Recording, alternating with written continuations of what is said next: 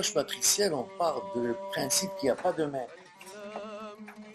Il n'y a pas de maître, il ne va pas ramener vers lui.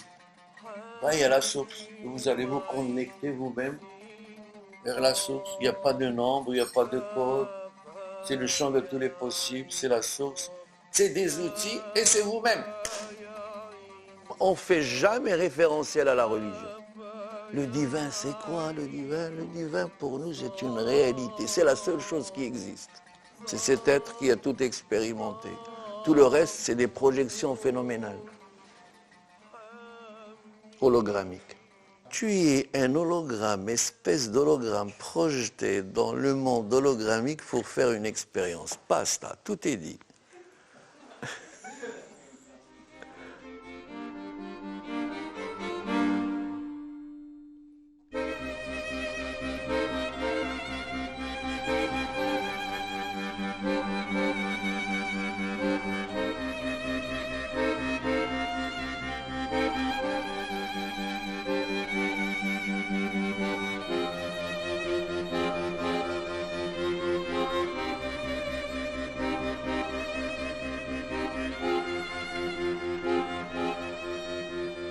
Je suis un voyageur. J'ai pris ce corps hologramme pour vivre une expérience. Et après, ce qui m'intéresse, c'est le regard de mon âme. Comment il va s'activer durant un voyage qui va durer des millions d'années par rapport à mon référentiel temporel. Eh bien, vous voyez la différence. Pourquoi je vous parle de ça? C'est à partir d'une expérience fondamentale que j'ai vécue à l'âge de 4 ans. J'ai un petit peu banalisé la mort en visualisant ce potentiel énorme de l'âme, comment il va pouvoir traverser les sphères. J'ai vu mon père qui était mort et j'ai dit à ma mère, il faut que je le voie, il faut le faire, le sortir de la tombe. Oh, j'avais 4 ans, on le fait sortir et j'ai fait une expérience tellement intense dans l'infiniment bref, tout était clair. C'est une enveloppe, j'ai dit, c'est de la pierre, c'est du bois, j'ai dit. C'est une enveloppe en bois qu'il a laissée. Il est parti dans le champ de l'éternité, le champ réel. Tout était visible. Je vous décris des choses à Habiba réellement intégrées, ce n'est pas livresque. Ma mère se rappelle. Pourquoi je dis qu'elle m'a initié? Parce qu'elle récitait. Elle avait une belle voix. Chaque matin, des sutras. J'étais imprégné, à travers cette expérience, je voyais que les sutras et le Coran récité d'une façon magnifique véhiculent cette vision que j'avais. Pour moi, c'était un moyen. Je dis, waouh! Mais les gens répètent les sourates d'une façon mécanique. Ils répètent les faits agités. Ils répètent l'image d'une réalité.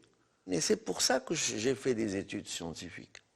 Pour essayer de révéler ce que j'ai vu à 4 ans. Mais d'une façon rationnelle. Donc j'avais ce cerveau droit, si on utilise ce référentiel, le cerveau droit complètement dans la vision de synthèse intuitive, de la vision globalisante, holistique, et j'ai orienté mon cerveau gauche pour essayer d'amener des éléments qui vont confirmer ce que je vis, mais d'une façon analytique. Et j'ai fait des études scientifiques, après j'ai fait mes spécialités en France, d'endocrinologie, d'immunologie. J'ai commencé à être dans le cumul intellectuel, parce que c'est comme si je veux faire beaucoup de choses au niveau de la sphère agitée pour confirmer. Après, j'ai commencé à créer des ponts. En fait, j'ai vécu au Maroc, je suis née au Maroc et j'ai connu Aziz il y a 21 ans.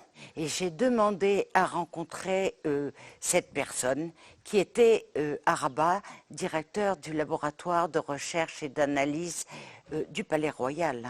Aziz nous a expliqué comment il travaillait sur un plan des médecines différentes, mais lui ne rejette jamais rien. Tout était un tout. Des médecines conventionnelles, les analyses, et puis des médecines autrement.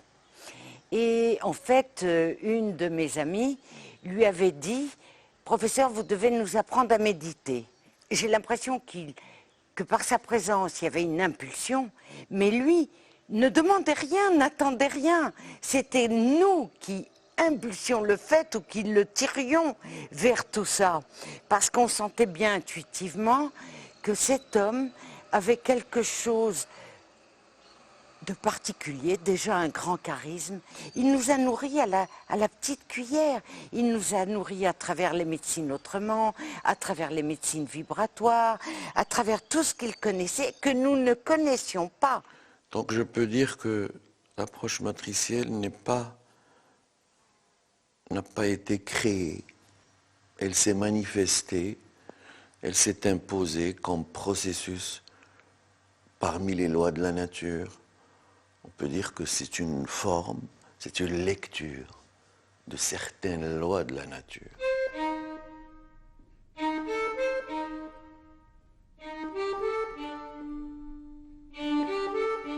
C'est la croyance qui cristallise l'existence. Il n'y a pas de réalité dans ce monde. Il n'y a pas de réalité dans ce monde. Il n'y a que des référentiels autoréférés à travers des modèles activés par un consensus centralisé sur des croyances. On peut dire que le point fondamental d'une science, c'est sans référentiel.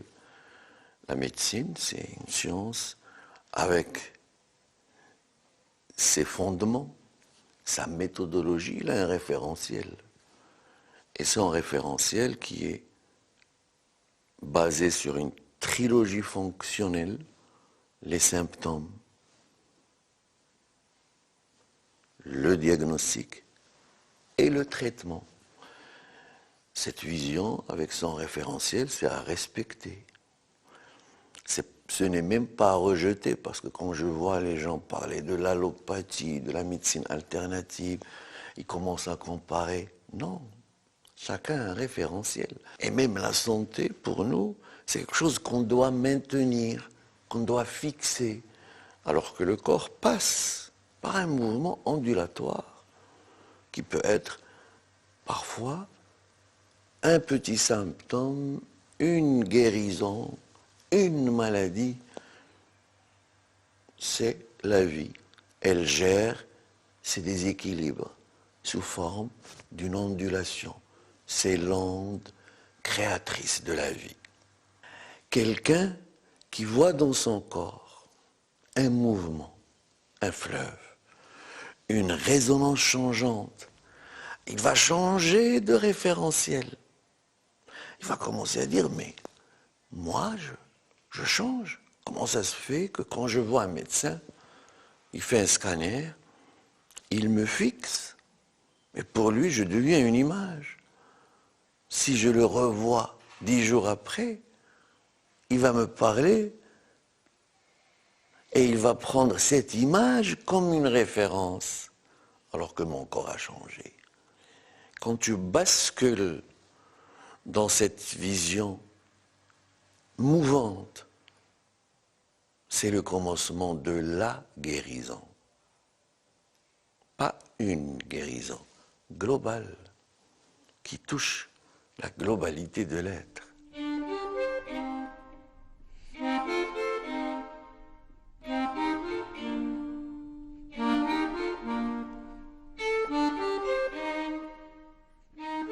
Quand tu commences à te voir comme étant ce fleuve changeant, il y a quelque chose en toi qui ne change pas, qui est au-delà du changement. Et dans le soufisme, on dit que cette chose, elle est plus proche de toi que ta veine jugulaire. Cette réalité, parce que c'est la seule réalité, tout change. Mais dans cet écran du changement, sur l'écran du changement, il y a quelque chose qui va se mettre en filigrane d'une façon tellement douce. Et elle va te dire, oh, je suis le non-changement. Et dans cette prise de conscience, entre le changement et le non-changement, la constance réelle, immuable, éternelle, va naître un flux d'énergie et d'information qu'on appelle l'amour. L'amour, c'est la prise de conscience que, au moment où il y a toutes ces variables qui commencent à se mouvoir, et le corps, c'est une variable. Derrière toutes ces variables, il y a quelque chose de magique qui ne change pas, au-delà du changement, qu'on appelle la présence, l'être, la source.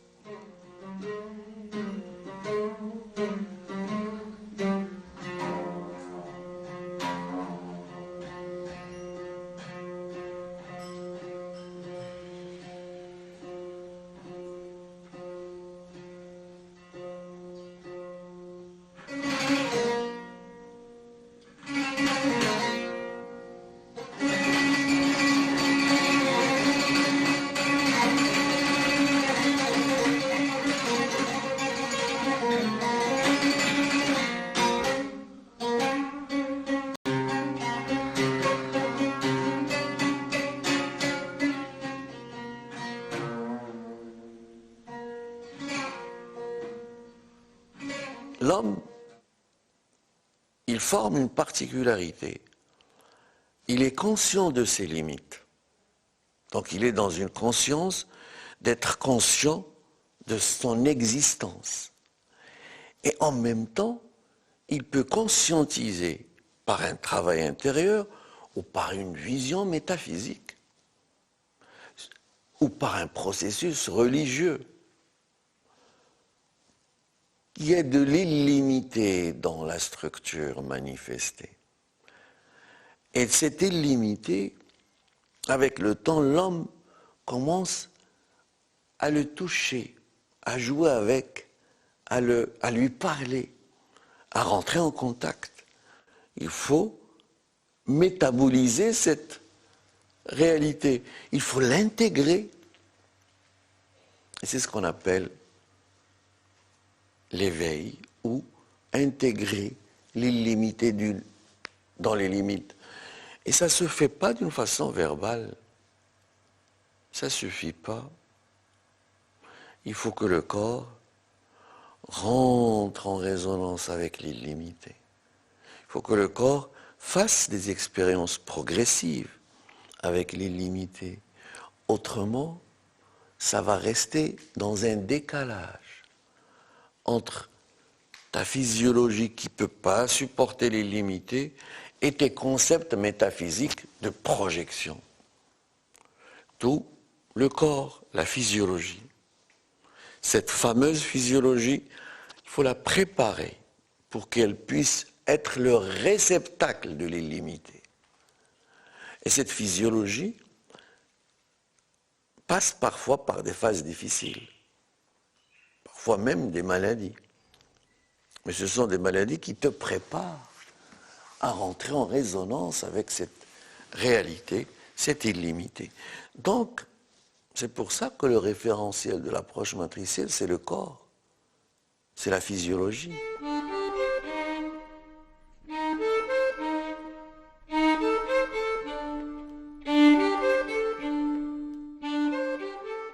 Quelqu'un, tu l'empêches de faire l'expérience de sa nature illimitée, il souffre.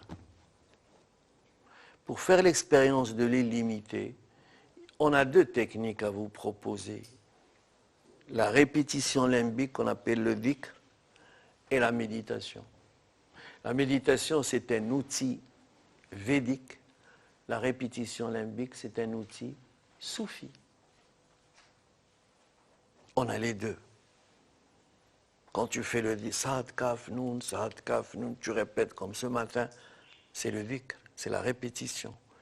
Pourquoi limbique? Parce que c'est le cerveau limbique qui répète. Et pour une fois, on va lui donner quelque chose de très particulier à répéter. On va le piéger un peu parce qu'il nous piège en permanence. On va lui donner quelque chose de subtil à répéter. Et quand il répète la subtilité, il devient souple. Le cerveau limbique est rigide. Donc il va épouser une certaine souplesse. Et là, tu vas sentir dans ta conscience cette fluidité, ce passage, cet état de non-résistance. Et répétez Al-Shiyama. Une répétition avec un état de non-effort. Comme si ça se répète en vous. Et vous allez répéter Al-Shiyama plusieurs fois.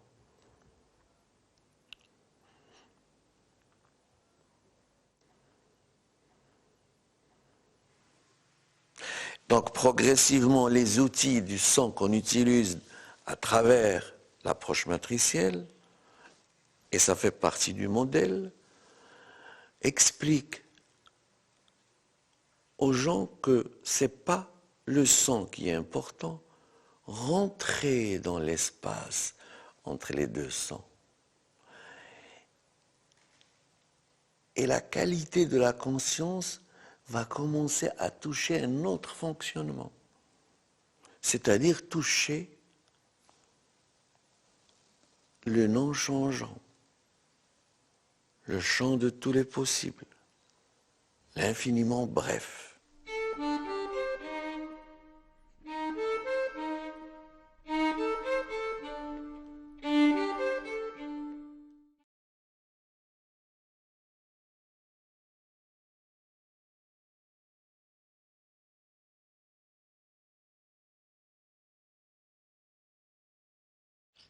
À chaque temps correspond à un volume. Il y a un horizon où le physicien se planque, il ne peut pas aller au-delà. C'est ce qu'on appelle l'horizon de Planck. Et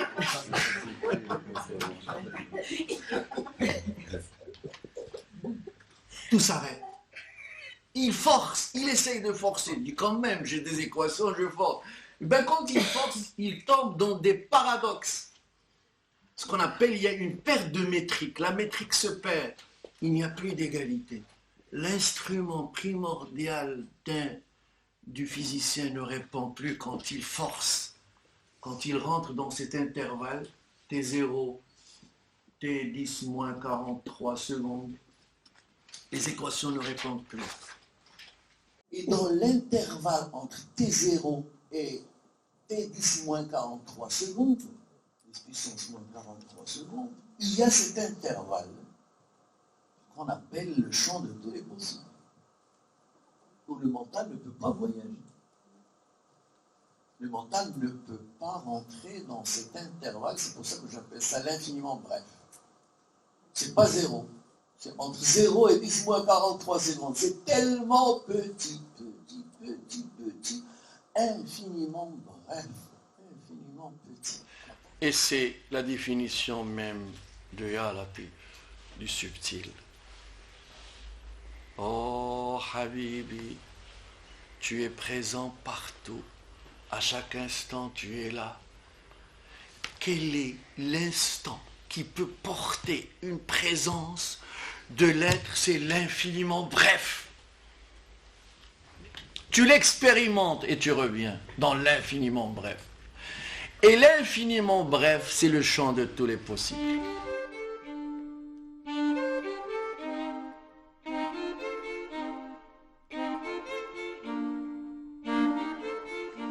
Et quand tu fais cette expérience, tu reviens vers ton corps. À ce moment-là, tu vas le voir, le conscientiser comme un mouvement, comme un potentiel ondulatoire. Mais c'est grâce à ce voyage entre deux sons dans cet espace. Ce n'est pas le son, c'est l'espace entre deux sons qui catalyse le voyage, qui ramène l'absolu dans le phénoménal. Et c'est un fonctionnement qu'on a oublié. L'humain, puisqu'il est dans la fixité, il est dans la continuité. Il ne laisse plus jamais la possibilité à cet espace de prendre forme.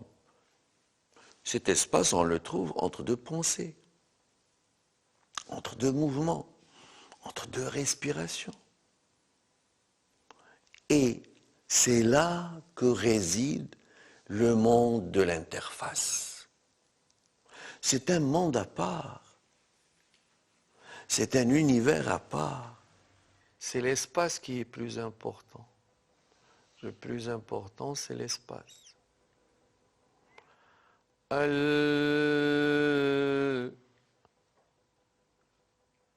Oh, je voyage dans cet espace, espace des êtres de lumière. Oh, mime, l'espace des formes. Le mime est porteuse des énergies telluriques, comme le Al, c'est une lettre porteuse des énergies cosmiques. C'est pour ça que dans l'atelier thérapeute, je vais vous donner une technique patient allongé, faire une rotation, le faire rentrer dans la rotation et réveiller le potentiel de la guérison par la dialectique des énergies et informations cosmiques telluriques.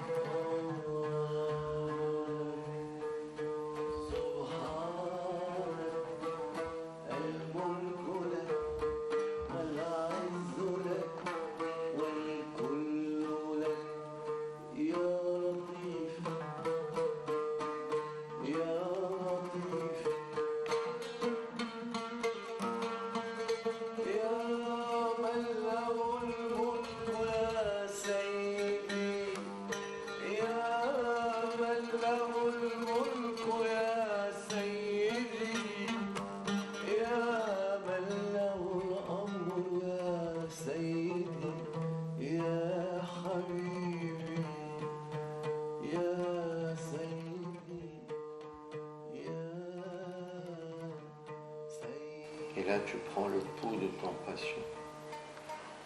Tu essaies de le focaliser en douceur. Le monde de l'interface. Cet espace est nourricier.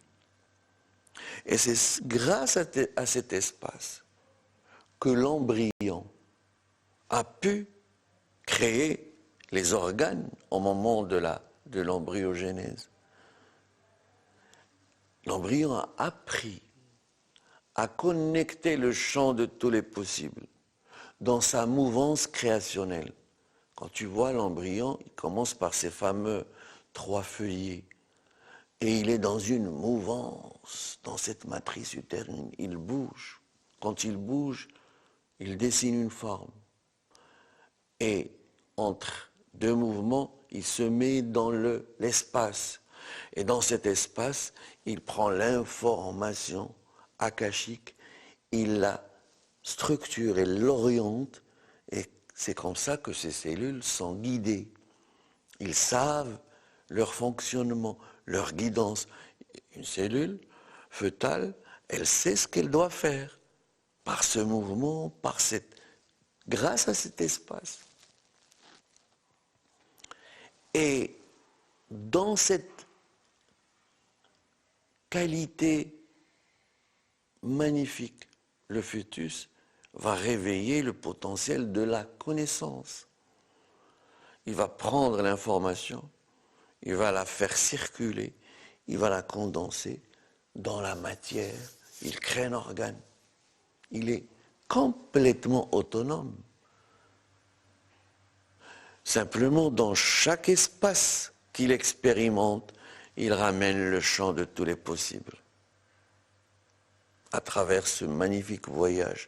Et l'essentiel, dans les outils matriciels, la base c'est le son, Et ce n'est pas le son, c'est l'espace entre les deux sons. Et on est arrivé par ce mécanisme à dire qu'on a une mémoire fœtale qui est tellement en résonance avec cet espace parce que c'est grâce à cet espace qu'on a créé les organes, qu'on a mis en place toute la physiologie et tous les organes. Cette énergie information, quand elle descend, elle est énorme. Il faut la préparer. Et vous croyez que l'unicité est une vision intellectuelle. Oh là là, c'est un changement au fin fond cellulaire. Tout change. Quand tu commences à vibrer avec ça, ben, ton corps fonctionne différemment, ta physiologie est différente. Tu es un mutant. Il y a des gens, quand ils travaillent sur leur physiologie, tu as l'impression, c'est des êtres nouveaux, c'est des mutants. Tu vois un être, un grand soufi ou un rishi ou quelqu'un comme Maharishi, des êtres qui ont beaucoup travaillé sur leur conscience et sur leur corps. On a l'impression qu'ils sont en train de métaboliser le vivant d'une façon différente. Eux, ils vont métaboliser le vivant avec de l'information et de l'amour.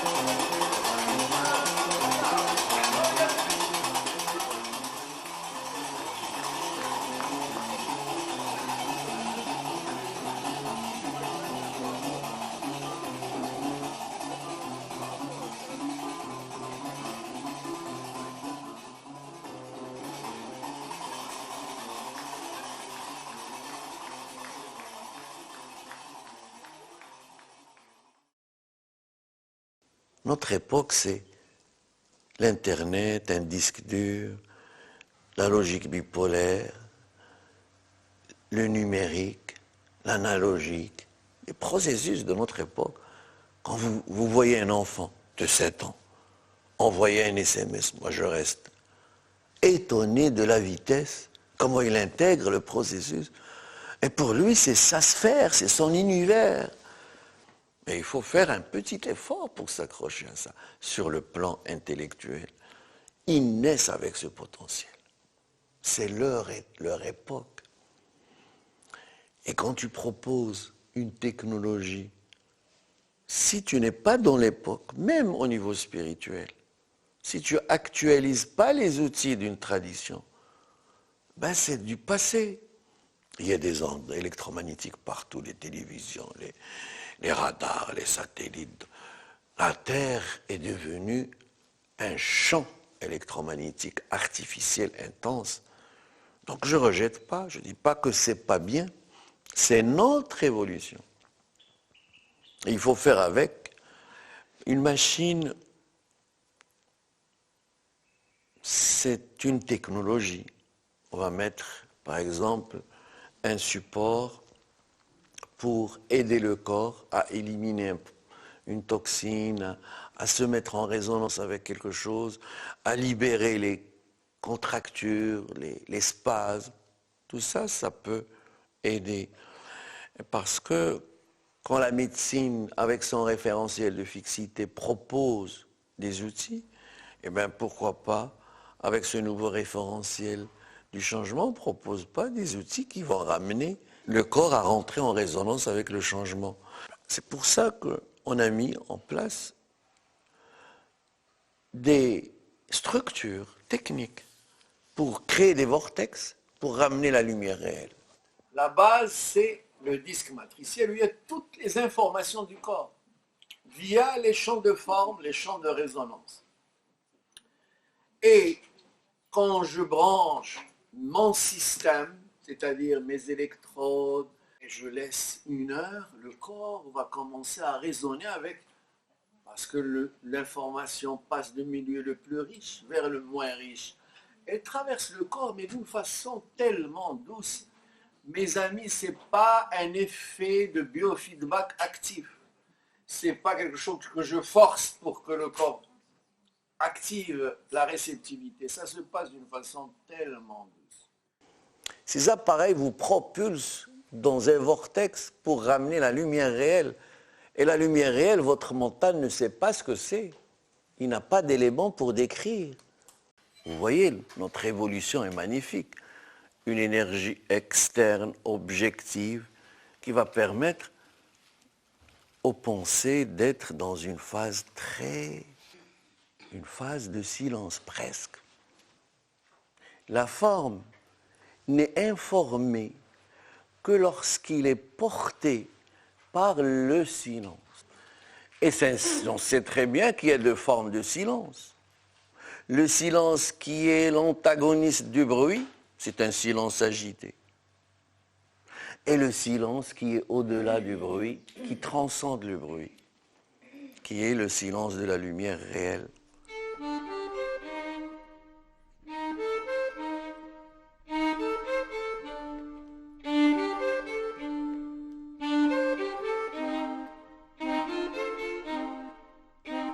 Dans la vision matricielle, il y a ce principe fondamental. Il y a 2 lumières.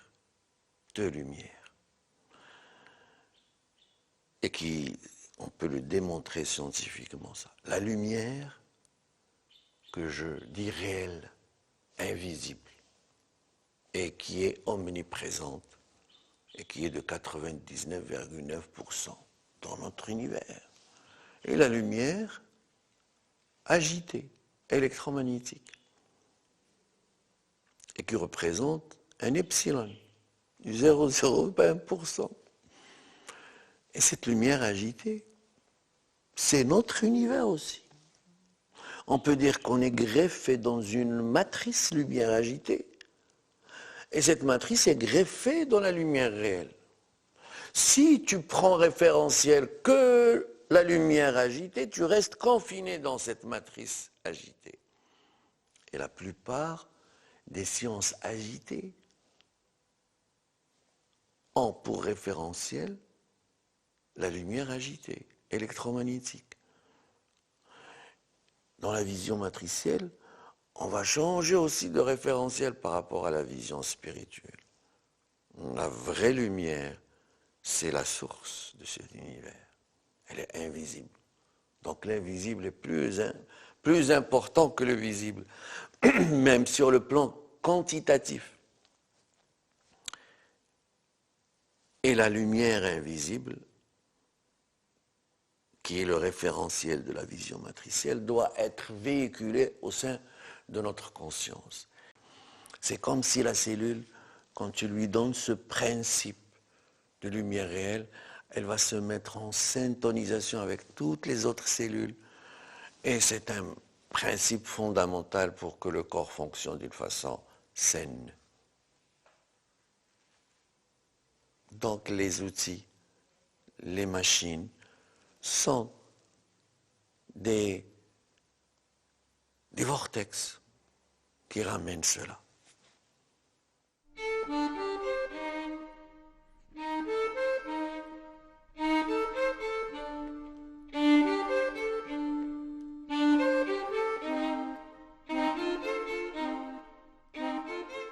Quand je parle à mes amis en Occident, je leur parle avec une vision occidentale, mais je ramène tout un vécu d'une expérience. Et c'est pour ça qu'il rentre en résonance avec moi. Il me dit souvent, c'est ton corps, c'est ta présence, c'est ta sincérité. Je lis mon corps, parce qu'il a vécu des choses. Et pour qu'il puisse supporter cette vision que j'ai eue à 4 ans, énorme. Il y a eu des petites crises au niveau cardiaque, il y a eu des choses, des passages difficiles. Et Sidi Hamza m'a dit une fois, quand j'étais avec lui, mais docteur, quand tu vas avoir le secret, ton cœur va éclater.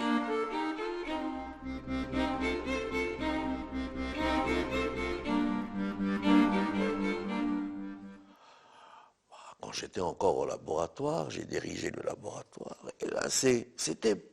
Et je lui dis, j'ai pas besoin, moi, de ce secret. C'était intense. Et l'année même, j'ai vécu ces petits problèmes, entre parenthèses, au niveau du cœur.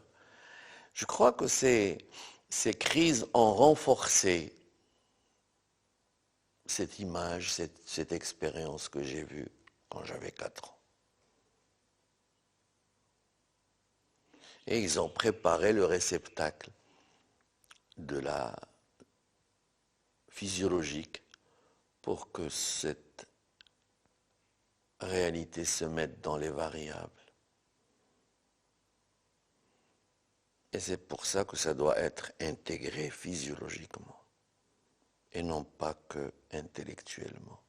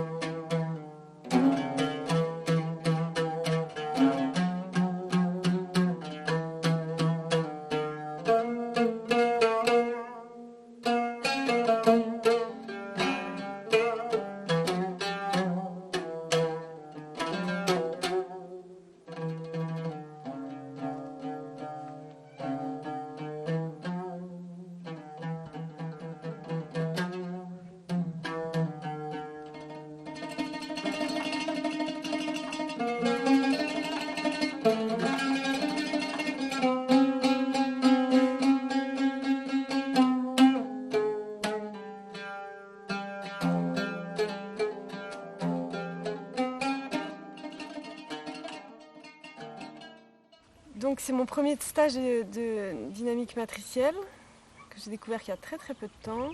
Et c'est très difficile à définir parce que ça change beaucoup de choses. Ça change le regard sur soi, sur le monde et aussi le regard sur ma profession parce que je suis gynéco-obstétricienne de formation. Donc j'ai étudié pendant 12 ans une autre approche de la médecine. Et j'en sentais les limites. Et j'ai recherché quelque chose d'autre, de plus juste pour les patientes et pour moi. Et je trouve dans la dynamique matricielle ce qui me convient. Bien sûr, ça me parle beaucoup, que ce soit scientifiquement démontré, enfin expliqué. Pas démontré, mais expliqué. Parce que justement, c'est pas démontrable, c'est tellement vaste que ce n'est pas démontrable. Donc, que ce soit expliqué par la physique quantique et de le ressentir dans son corps. Parce que l'essentiel de la médecine, c'est quand même le corps. Et là, on ressent ce qui est démontré. Ce qui est expliqué, pas démontré. Mais peu importe que ce soit démontré.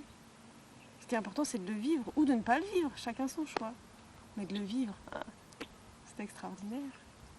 Au départ, je suis ingénieure de formation, ingénieure en électrotechnique, donc tout ce qui est électricité, électromagnétisme, j'ai baigné dedans, je suis d'une famille rationnelle, vraiment la science. Et même si j'ai beaucoup évolué depuis, J'ai quand même un fond de je veux comprendre comment ça marche. Et j'avoue que j'ai pas encore compris comment ça marche, mais ça marche. Alors je suis très pragmatique, j'ai dit si ça marche, j'y vais. Quand j'ai fait mes études de psycho, comme je venais du monde scientifique, forcément j'ai commencé par le cognitif, par le mental, par l'explication, par l'analytique. Et puis au bout de quelques années, je me suis rendu compte que j'y trouvais pas mon compte. Alors je suis allée vers le corps, j'ai fait de la bioénergie, j'ai fait du magnétisme, puis j'ai fini par faire 5 ans de biodynamique. Et puis on apprend les massages, on apprend à toucher le corps. Et puis on se rend compte qu'il y a le corps et puis il y a ce qui circule à l'intérieur du corps, ce qui circule autour du corps. Et donc ça devient de plus en plus subtil. C'est de moins en moins dans la chair et de plus en plus dans le subtil. Et donc oui, ça devient naturel de faire du matriciel. On fait du matriciel sans même savoir que ça s'appelle comme ça. Alors la question des sutras, des dikrs, des mantras, c'est un truc avec lequel j'ai un peu du mal, j'avoue. Quand tout le monde répète la même chose comme ça, de manière litanique, j'ai souvent du mal à rentrer dedans. Mais en même temps, quand je lâche prise et que je me plonge dedans, c'est vrai que ça accompagne une plongée en profondeur, un apaisement. Ça recentre,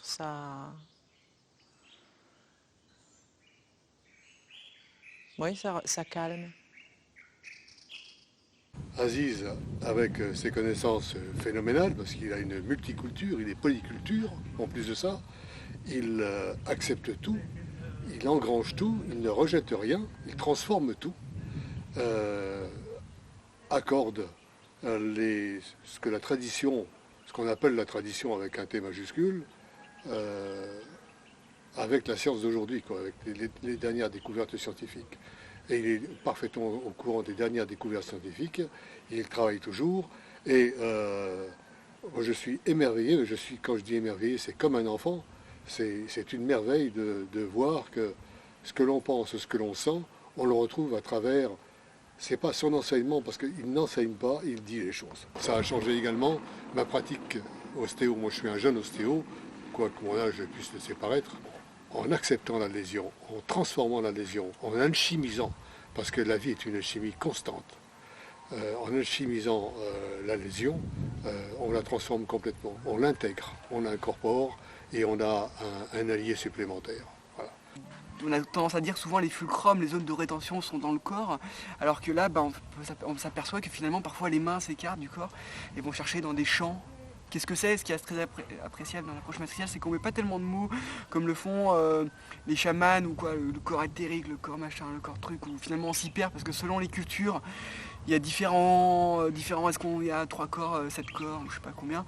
Voilà, on laisse ouvert, la porte ouverte, tout est possible en fait. Voilà, et du coup dans l'ostéopathie, on suit les mains qui évoluent et sans croyance, voilà, et on laisse tomber tous les tabous, c'est très agréable. Et comme on est dans une création perpétuelle, et ça vraiment, on s'en aperçoit, c'est perpétuellement en mouvement et c'est jamais figé. Et si voilà, on dit tiens, puis voilà, c'est difficilement tellement explicable, faut le sentir, mais c'est voilà. J'ai été extrêmement touchée par une petite phrase qui pour moi était à la fois révolutionnaire, mais comme quelque chose qui me paraissait tellement essentiel, qui est de dire l'éveil est un état physiologique. Et puis surtout que l'aspect physiologique me renvoyait à mon travail, donc à mon activité professionnelle que j'exerce, enfin en tout cas celle-ci que j'exerce actuellement et que depuis 7 ans, où je suis thérapeute psychocorporelle, et où pour moi l'approche du vivant, elle est dans la matière, mais la matière elle contient tout. Et je sais qu'il y a une mémoire émotionnelle, mais que l'éveil puisse aussi être dans ma physiologie, ça m'a vraiment appelé. Donc c'est la première fois que je découvre l'approche matricielle. Parce que ça fait 4 ans que je suis dans les huiles essentielles, dans l'aromathérapie. Et c'est passionnant et ça me prend aux tripes et ça me fait découvrir plein de choses en termes d'univers l'universalité parce qu'on prend en compte la Trinité, corps, âme, esprit dans tout ça et ça permet d'aller parfois dans des sphères où on n'est pas toujours très clair et c'est pas toujours facile. Et là, au travers du monde matriciel, ce qui est intéressant, c'est ce côté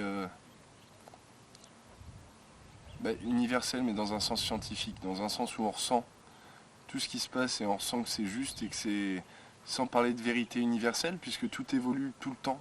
J'ai interagi avec la nature toute mon enfance. Je suis née dans un milieu rural, agricole, et j'étais toujours dans la forêt. Et la forêt m'a tout appris, les choses de la reliance, de la nature et tout. Et à l'âge de 7 ans, mes parents m'ont convoquée, on va dire, et m'ont dit, écoute, c'est très beau tout ce que tu vis, tout ce que tu nous ramènes à la maison, mais il faut le garder pour toi parce que tout ça, c'est ton imagination, tout ça, voilà.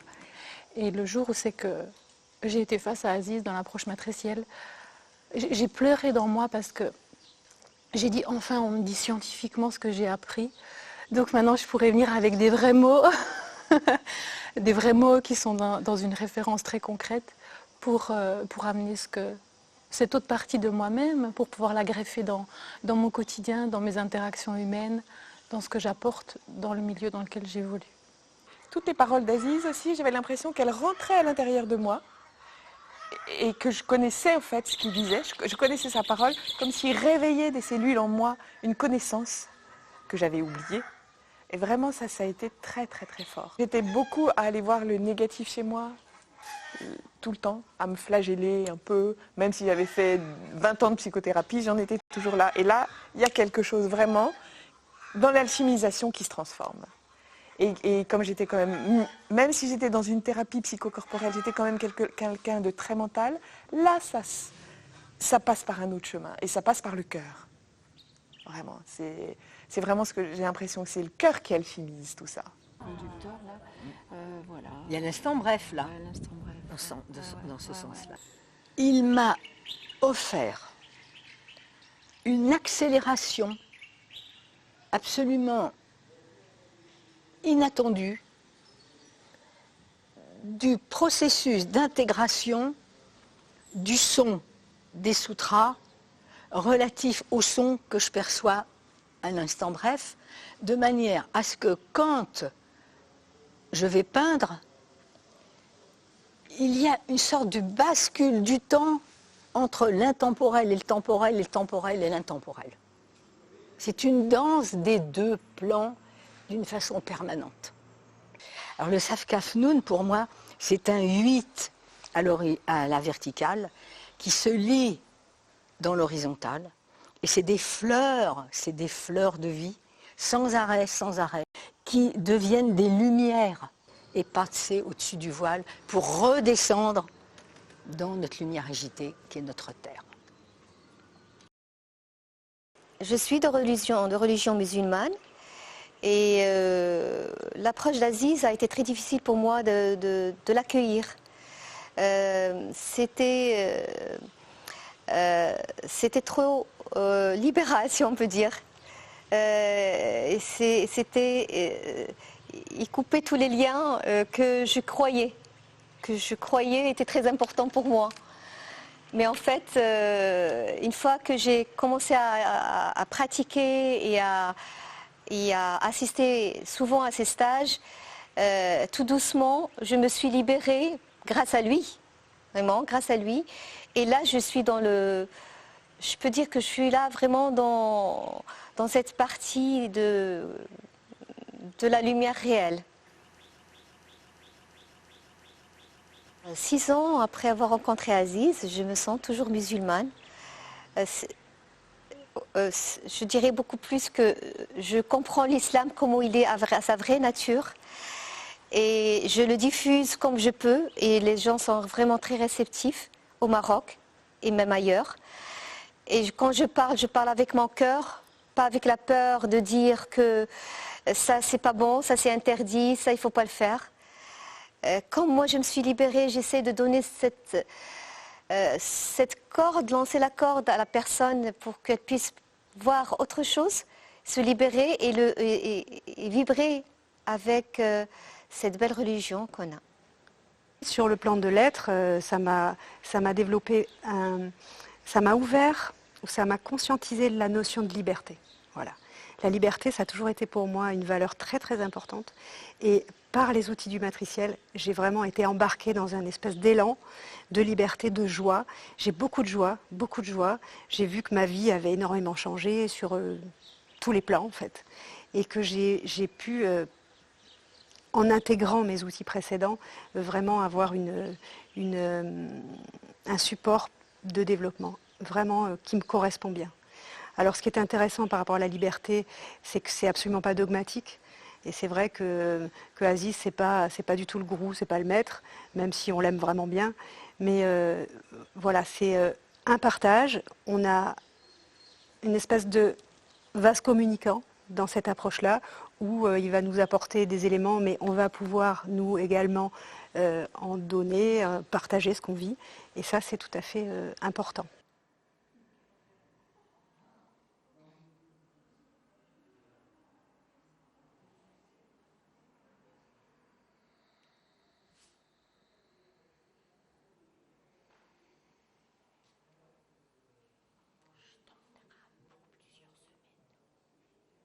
Sur le plan de l'ostéopathie, ça m'a apporté énormément parce que je travaille depuis maintenant un certain nombre d'années en ostéo. J'ai développé, grâce à un homme qui s'appelle Pierre Tricot, une approche qui s'appelle l'approche tissulaire. Et quand j'ai rencontré le matriciel, j'ai vraiment eu une amplification de cette approche-là. C'est-à-dire que les outils que j'avais pu rencontrer et développer au cours de l'approche tissulaire se sont vus déployés dans le matriciel. Et donc, sur le plan professionnel, ça a été vraiment un grand essor, peut-être, je pourrais dire.